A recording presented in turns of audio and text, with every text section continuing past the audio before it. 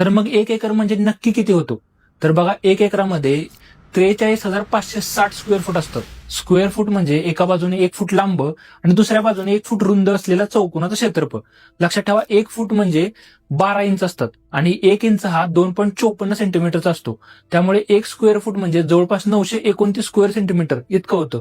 आता हेच मोजमाप जर आपण मेट्रिक सिस्टीममध्ये म्हणजे सोप्या भाषेत मीटरमध्ये बघितलं तर साधारण 1 एकर हे 4046.86 स्क्वेअर मीटर्स इतकं होतं.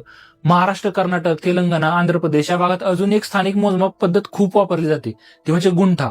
1 गुंठा म्हणजे 33 फूट बाय 33 फूट म्हणजेच एकूण 1089 स्क्वेअर फूट. त्यामुळे जर आपल्याला 43,560 स्क्वेअर फूट म्हणजेच 1 एकर याला 1089 ने भागलं तर उत्तर येतं 40 म्हणजे 40 गुंठ्यांचा मिळून होतो 1 एकर.